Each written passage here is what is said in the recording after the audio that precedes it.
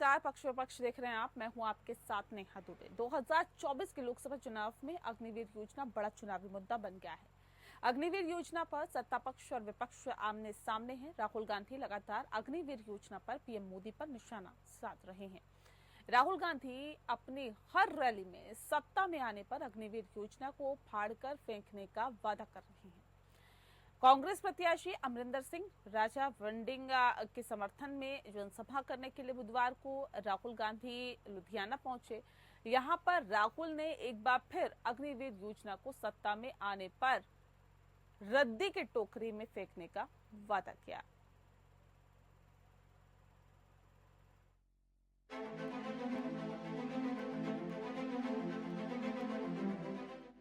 लुधियाना से कांग्रेस प्रत्याशी अमरिंदर सिंह राजा वडिंग के समर्थन में जनसभा करने के लिए राहुल गांधी पहुंचे। इस दौरान राहुल गांधी ने जनसभा में प्रधानमंत्री मोदी पर जमकर हमला बोला। राहुल गांधी ने 17 मिनट के भाषण में जहां ज्यादातर समय प्रधानमंत्री की आलोचना में गुजारा, तो वहीं गठबंधन सरकार बनाने के बाद महिलाओं, किसानों और बेरोजगारों को आर्थिक मदद का आश्वासन दिया। राहुल गांधी ने कहा कि 4 जून को इंडिया गठबंधन की सरकार आएगी तो देश की युवाओं के लिए काम करेगी। मोदी की अग्निवीर योजना को बंद करेंगे। हम सत्ता में आते ही इस योजना को फाड़ कर फेंक देंगे। हम अग्निवीर योजना को रद्द कर देंगे, कूड़ेदान में फाड़ के फेंक देंगे। हमें 2 शहीद नहीं चाहिए, 1 शहीद चाहिए। सबको पेंशन मिलनी चाहिए, सबकी मदद होनी चाहिए, सबके परिवारों की रक्षा मिलनी चाहिए और सबको शहीद का दर्जा मिलना चाहिए। इसीलिए अग्निवीर योजना को हम रद्द कर रहे हैं। ये प्रधानमंत्री की योजना है, सेना इस योजना को नहीं चाहती है, इसको हम कैंसिल कर रहे हैं। एक तरीके का शहीद होगा, सबको पेंशन मिलेगी, सबके परिवार की रक्षा होगी, सबको कैंटीन मिलेगी, सबको पेंशन मिलेगी। और मैं आपको आश्वासन देना चाहता हूं और आपके माध्यम से हिंदुस्तान के हर एक जवान को, हर एक युवा को, हर एक अग्निवीर को, जैसे इंडिया गठबंधन की सरकार आएगी, हम अग्निवीर योजना को फाड़ के कूड़ेदान में फेंक देंगे। दरअसल 2024 के लोकसभा चुनाव में अग्निवीर योजना बड़ा चुनावी मुद्दा बन गया है। राहुल गांधी लगातार अग्निवीर योजना पर पीएम मोदी को निशाना बना रहे हैं। राहुल अपनी हर रैली में सत्ता में आने पर अग्निवीर योजना को फाड़ कर फेंकने का वादा कर रहे हैं। केंद्रीय गृह मंत्री अमित शाह ने अग्निवीर योजना को लेकर विपक्ष की ओर से की जा रही बयानबाजी पर सफाई देते हुए जोरदार पलटवार किया है। अमित शाह ने राहुल गांधी पर झूठ फैलाने का आरोप लगाया।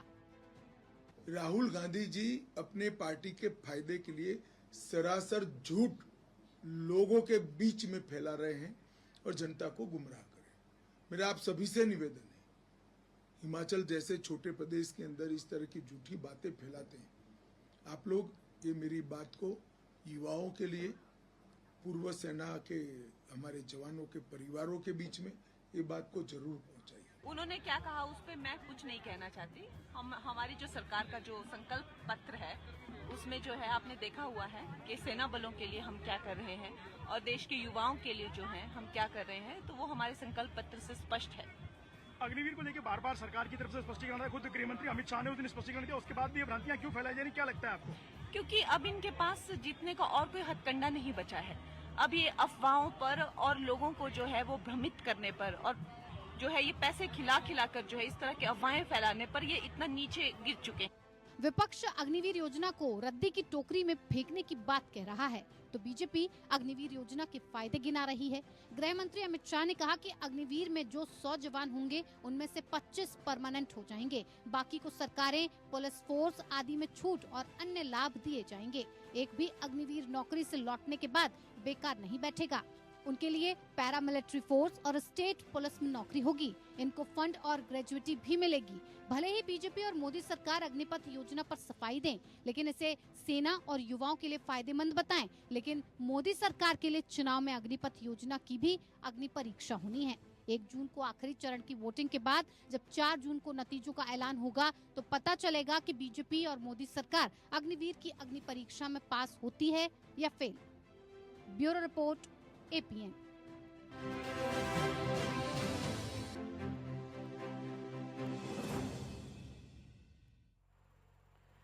तो राहुल गांधी अग्निवीर योजना को रद्दी की टोकरी में फेंकने की बात कर रहे हैं, तो वहीं बीजेपी अग्निवीर योजना के फायदे गिना रही है। अब भले ही बीजेपी और मोदी सरकार अग्निपथ योजना पर सफाई दे, इसे सेना और युवाओं के लिए फायदेमंद बताए, लेकिन मोदी सरकार के लिए चुनाव में अग्निपथ योजना ये कहा जा सकता है कि किसी अग्नि परीक्षा से कम नहीं है।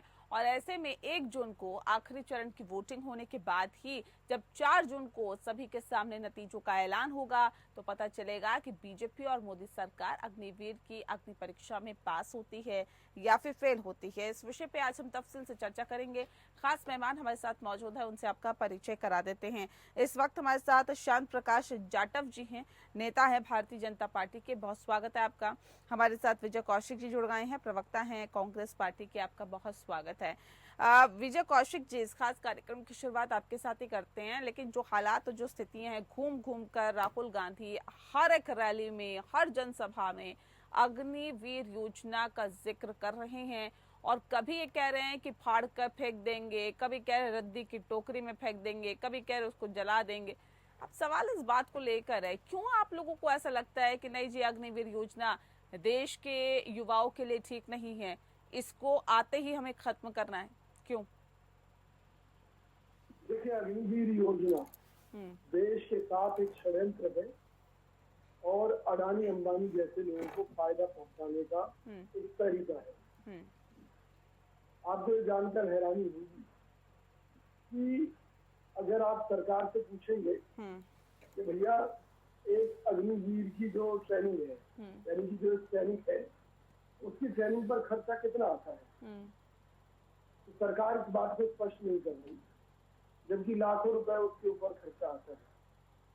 और जो एक परमानेंट सैनिक होता है, जब उसकी प्रॉपर भर्ती होती है तो उसे कई साल अपनी ड्यूटीज को समझने में ही लग जाते हैं। यानी कि एक सैनिक को प्रॉपर सैनिक बनने में 4-5 साल लग जाते हैं। ये खुद भारतीय सेना का कहना है। तो इसका अर्थ क्या है कि जब आप 4 साल बाद उन्हें रिटायर करके भेज देंगे तो उसके बाद वो क्या करेंगे? क्योंकि सैनिक तो नहीं, तो कह रहे हैं ना कि उसके बाद उन्हें पुलिस में भर्ती किया जाएगा, उनके लिए तमाम और ऑप्शंस भी होंगे। ऐसा नहीं है कि उन्हें छोड़ दिया जाएगा, सड़क पे वो रहेंगे। से जरा पूछिए कि भाई पहले कितनी भर्ती आर्मी के लोगों की सेना इसके अंदर, पुलिस के अंदर हो रही है या दूसरी जगहों पर कितनी हो रही है, जरा बता दें मुझे।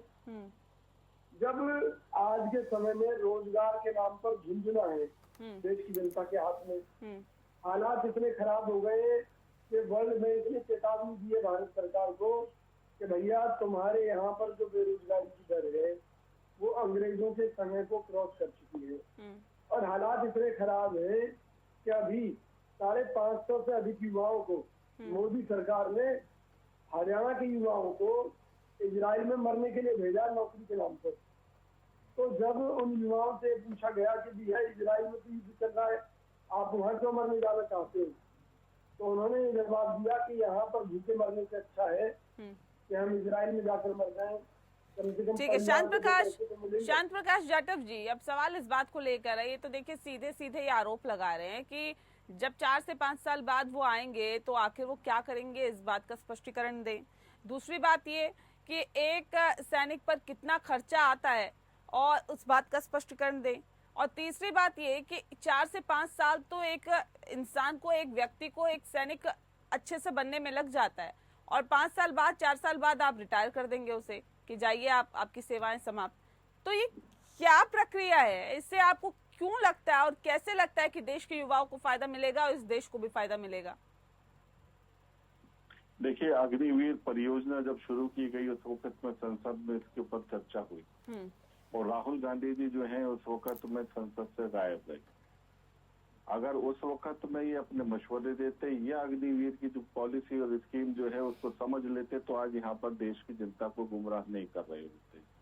कक्षा में उपस्थित न रहने का खामियाजा जो है ये इस वक्त चुनाव में जनता के बीच में, लोगों के बीच में भुगत रहे। इनफैक्ट क्या है कि जहाँ होना होता है, जहाँ विषय पर चर्चा करनी होती है, वहां से नदारद रहते हैं।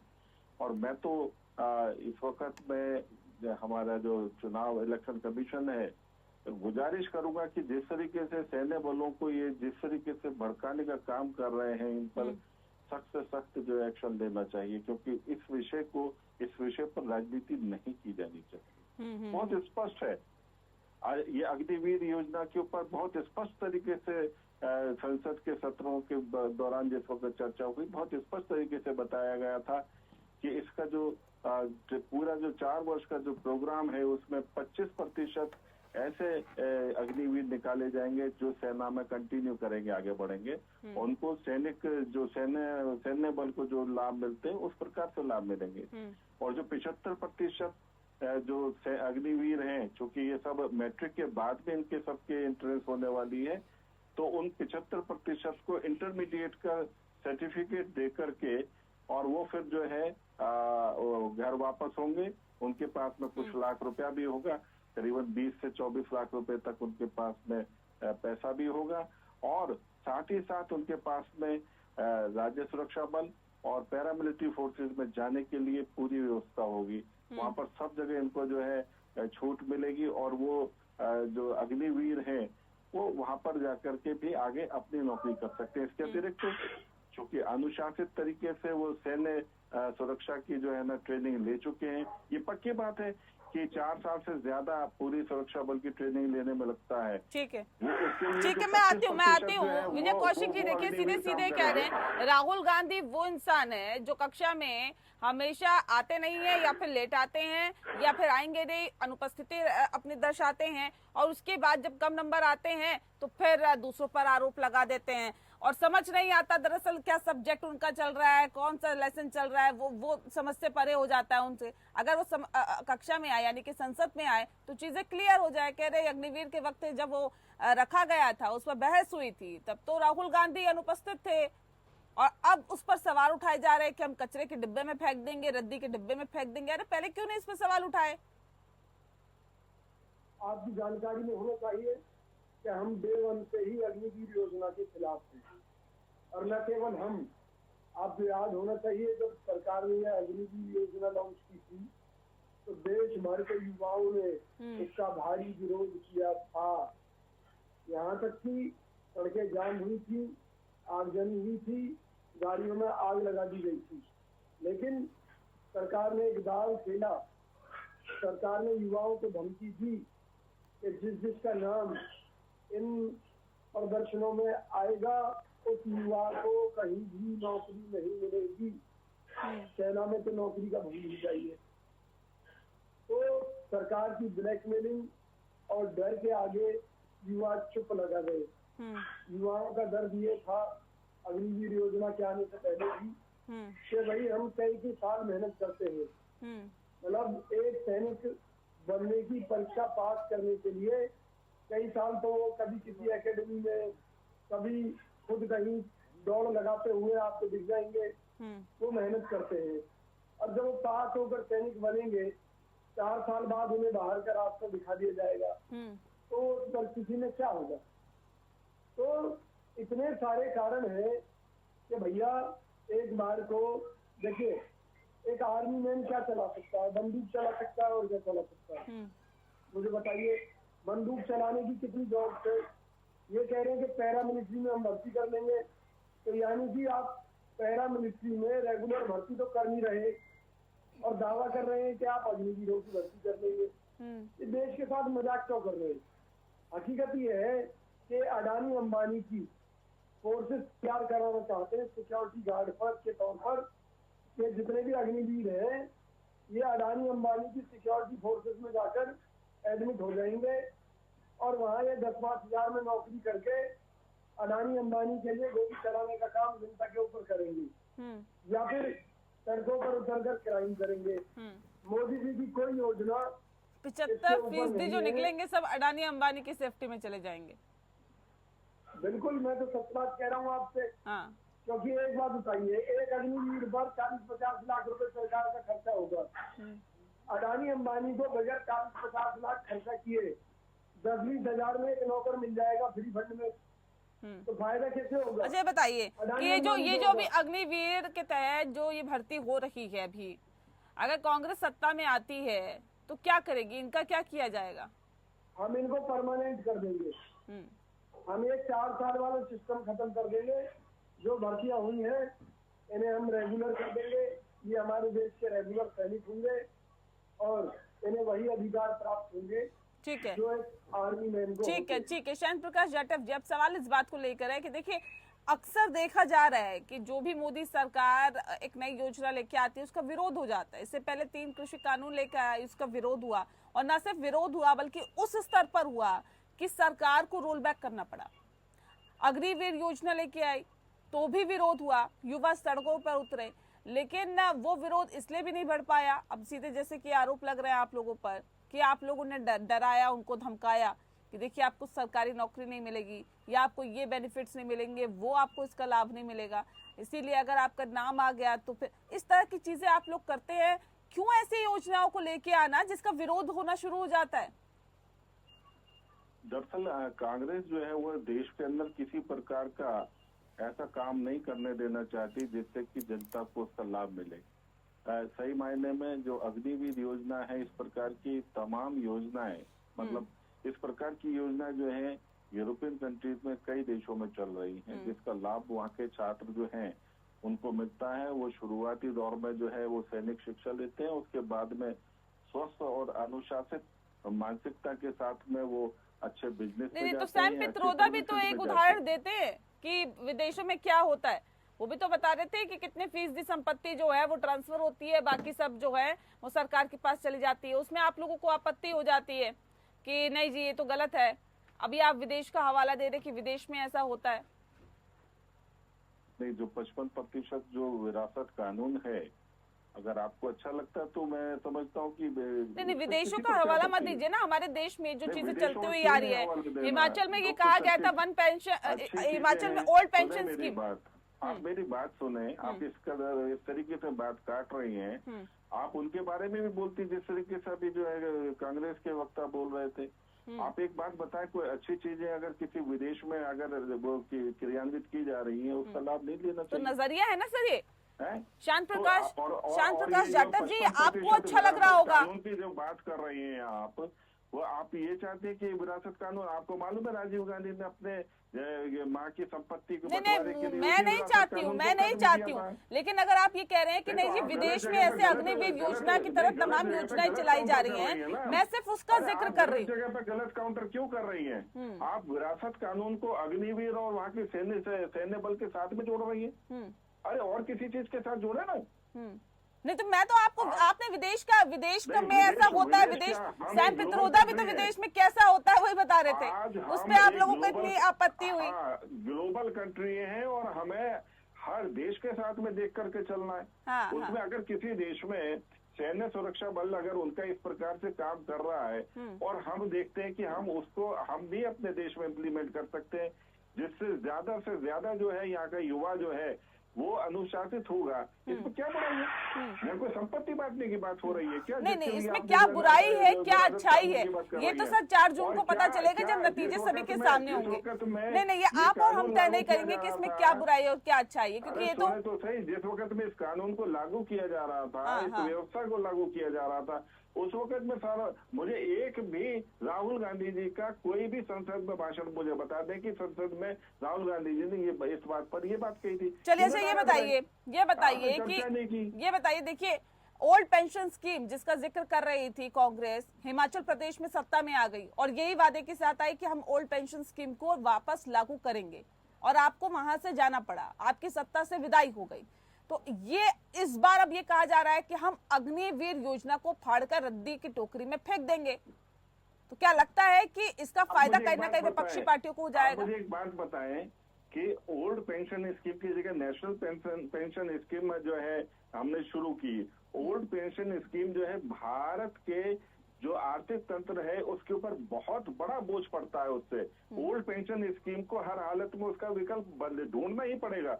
आपको मालूम है कि ओल्ड पेंशन स्कीम को देने से किस तरीके से जो है हमारा 67% जो है वो 70% जो बजट जो है केवल ओल्ड पेंशन स्कीम में निकल जाएगा, और वो भी केवल 3 से 4% लोगों के लिए। तो ओल्ड पेंशन स्कीम को किस प्रकार से लागू किया जा सकता है? इसलिए नेशनल पेंशन स्कीम को लागू करने की बात कही गई। इस तरीके से क्या तो आप कैसे कर देंगे? ये तो कह रहे हैं बीजेपी सरकार कह रही है कि अर्थतंत्र पे इतना ज्यादा बोझ पड़ता है। विजय कौशिक जी, आप कैसे कर देंगे? कैसे कर देंगे? क्या रोड मैप है आप लोगों का? मैं आती हूँ सर, मैं आती हूँ। नहीं, आप बताएं, दोबारा बोले ना क्या कह रही हैं। शांत प्रकाश जी, आ रही हूँ मैं। अभी विजय कौशिक जी से सवाल है। बीजेपी की जो है डबल नीति है। जब सिलेंडर के ऊपर आपको याद होगा, इन्होंने कहा था लोगों से कि भी आप उस पर सब्सिडी छोड़ दीजिए, लोगों ने छोड़ी, लेकिन रिजल्ट क्या निकला? मोदी जी ने फिर से सब्सिडी शुरू की, क्योंकि देश की जनता के साथ लूटमार इन्होंने मचा। नहीं, मुझे पहले बताइए कि इसका क्या रोड। एक तो अग्निवीर योजना जिसका जिक्र आप लोग कर रहे हैं, ये कह रहे हैं कि हमने तो बेरोजगार युवाओं को रोजगार मिलेगा, उसके बाद भी उनके लिए ऑप्शन खुले रहेंगे। हमने तो एक ऐसी स्कीम निकाली है जिससे से ज्यादा युवाओं को रोजगार मिले, देश भी मजबूत हो हर स्तर पर। लेकिन आप लोगों को ये राज नहीं आ रहा है, ये आप लोगों को रास नहीं आता है। क्यों आप लोगों को रास नहीं आता? अगर कोई अच्छी स्कीम आ रही है तो फिर दिक्कत क्यों है आप लोगों को? नेहा जी, पकौड़े तलने में और देश की रक्षा करने में जमीन आसमान का फर्क होता है। पकौड़े तलने में जान का तो नहीं, पकौड़े तलने वाली बात मत करिए। बताइए मुझे, अभी देश में किसी तरह का कोई खतरा है क्या? मेरी बात तो सुनिए, देश के ऊपर खतरा क्यों नहीं है? जब मोदी सरकार के ऊपर ये आरोप लगा रहे लद्दाख के लोग तो चाइना ने हमारी जमीन पर कब्जा कर लिया है, तो क्या देश संकट में नहीं है? बताइए आप मुझे। इससे पहले कभी चाइना ने घुसने की कोशिश नहीं की क्या? पहली बार ऐसा हुआ है? अब सुन तो 1000 किलोमीटर जो है जमीन, नहीं, वो टेंट लगा के जो अंदर घुस जाते थे, रहते थे, आप लोग कुछ नहीं कर पाते थे, वो चीजें भूल गए क्या? वो वक्त भूल गए क्या? 90,000 किलोमीटर जो है वो पंडित नेहरू जी ने दे रखा है इसको, चाइना को। चाइना का कब्जा है 90,000 किलोमीटर के ऊपर। जी, जवाब दे दूं? हाँ। जब मणिपुर के अंदर अभी तक आग लगी, फिर मणिपुर पहुंच गए? नहीं, मणिपुर मत जाइए ना, मुझे मुद्दे पे रहिए। सुनिए मेरी बात। मणिपुर में संदेश खाली पर जाओ, जवाब दो, संदेश खाली में क्या हुआ है? नहीं, ये गलत बात है सर। ये तो बड़ी दिक्कत है ना कि जब आपसे मुद्दे की बात की जाती है ना, आप इधर उधर भटकते हैं। डिबेट को नहीं भटकाना हमें। बहरहाल वक्त की भी कमी है मेरे पास। जी, आपने मेरे से सवाल किया, मेरा जवाब नहीं दे रहे ना सर। आप कभी मणिपुर पहुंच रहे हैं, कभी चीन पहुंच रहे हैं। नहीं बात करनी है हमने उसकी, हमने तो अभी बात करनी है अग्निवीर की। शांत प्रकाश जी बताइए। हाँ, मैं एक बात और कहना चाहूंगा। देखिए, देश में होमगार्ड जो है हमारे 1946-47 एक्ट के कारण से स्वयंसेवी हैं। आप ये लगा लें कि 1947-46 से आज तक लगभग 7 लाख से ज्यादा होमगार्ड हैं। उनको आज तक उनको राज्य कर्मी का दर्जा नहीं मिला। इस बार जो है हमारी सरकार ने इसके ऊपर विशेष रूप से एक पैनल बनाया है और होमगार्ड बिल पास किया जा रहा है जिसमें इनको राज्य कर्मी का दर्जा दिया जाएगा। कांग्रेस के शासन में ये हमेशा जो है स्वयंसेवी का दर्जा मिला रहा, जिसमें कहीं भी कोई परमानेंट। चलिए, लेकिन सर इस बार अग्निवीर पर कहीं ना कहीं एक बड़ा दाव खेला है, खेला है कांग्रेस पार्टी ने। लेकिन क्या इसका फायदा आपको मिला या फिर विपक्षी पार्टी इसका फायदा उठा ले गई? इसके लिए थोड़ा सा इंतजार करना पड़ेगा। बहरहाल बहुत शुक्रिया आप दोनों मेहमानों का हमारे साथ इस खास चर्चा में शामिल होने के लिए। पक्ष विपक्ष में फिलहाल इतना ही। नमस्कार।